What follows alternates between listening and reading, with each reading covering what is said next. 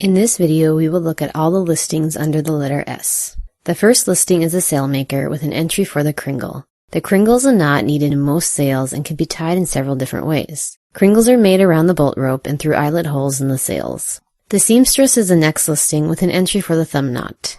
This knot is usually a single or a double overhand knot. Girl and Boy Scouts come next with 3 entries. The first is the Scout coil.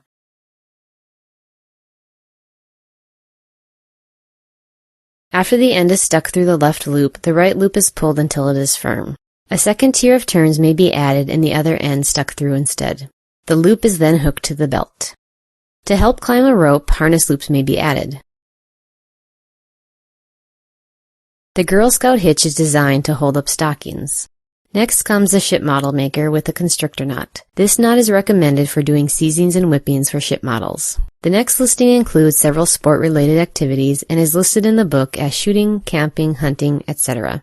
An adjustable hitch can be used on a tent rope for fastening to a tent stake. A pot hitch is used for hanging a cooking pot. A stake is driven at an angle to the ground and a rope is middled and a clove hitch tied in it near the top of the stake. The ends of the rope are each tied to a tree and the pot is hung on a stub of the stake. Entry 433 shows a leash for hounds. It consists of A, a strap or bail sling hitch, B, a loop knot, C, an eye splice, and D, an overhand knot.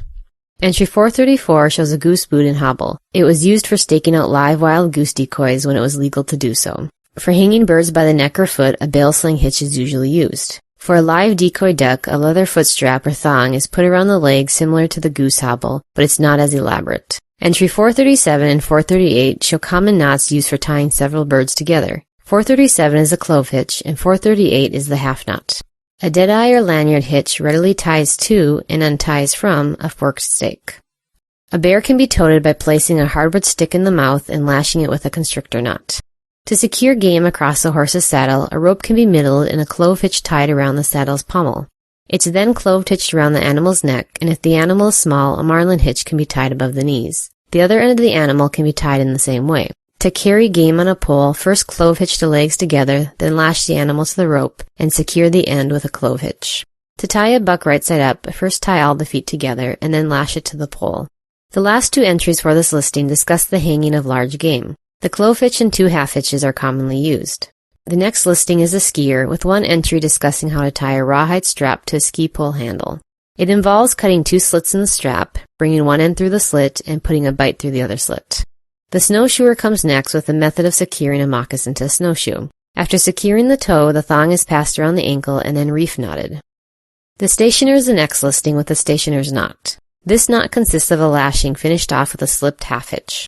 The next listing is the Steeplejack, who is a craftsman that scales chimneys, church steeples, and other tall structures to do repair or maintenance. Entries 449 through 451 discuss steeple slings. 2 slings are needed for climbing a steeple. They go around the steeple with one above the other, and a chair similar to boatswain's is attached to each. The Steeplejack climbs from the bottom chair to the top chair, unhooks the lower chair and sling, and ties the sling above his current position. This process is repeated as the Steeplejack climbs. For tying the sling, a reef knot is used or an eye splice to which the other end is attached with 2 half hitches. A Steeplejack safety belt hitch is based on the Magnus or rolling hitch, but it has 1 more turn. It easily slides up and down the rope, but if the Steeplejack falls, it will not slip. The Steeplejack uses the 1 hitch to lower himself from the steeple. It is easily shaken down once reaching the ground. Flagpole slings are used for climbing by standing on the foot sling, moving the chair sling up, sitting down, lifting the foot sling, and then repeating the process. Ashley says a boatswain's hitch is used by all trades that go aloft. A bight is pulled forward under the eye seizing and a single hitch is made on the hook. The listing that comes next is a Stevedore. A Stevedore is someone who works at a dock loading and unloading cargo. The Stevedore knot is a single strand stopper knot tied in the end of a rope to prevent unreeving.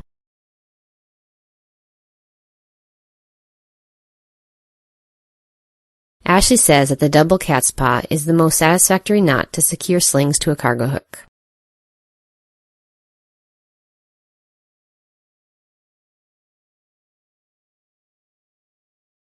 Hogshead slings are considered safer than can hooks for hoisting heavy casks. The left end of the sling is put through a thimble eye to form a noose. The right end is secured with 2 half hitches to the standing part. The last entry for the Stevedore discusses slinging an open cask or barrel. The first step is to tie a large overhand knot in the bight of the rope and place the barrel on top of it as shown in the left image. The ends are brought up and bent together, forming a marlin hitch at each side. The next listing under the S's is the surgeon. The reef or square knot is used in tying ligature.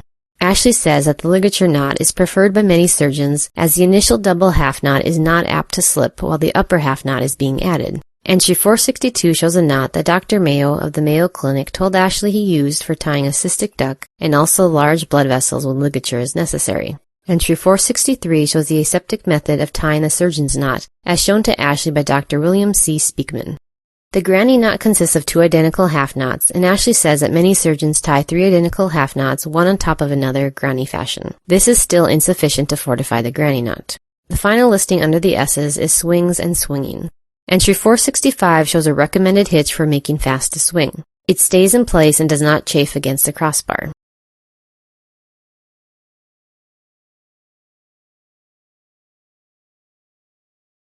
Ashley says a better method is to splice the ends of rope to snap hooks or sister hooks.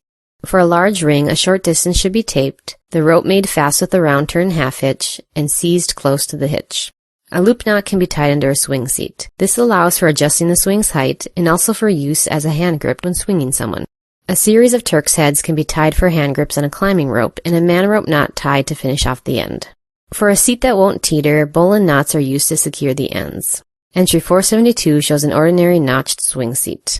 This concludes all the listings under the letter S. In the next video, we will pick up with the T's and finish off Chapter 2.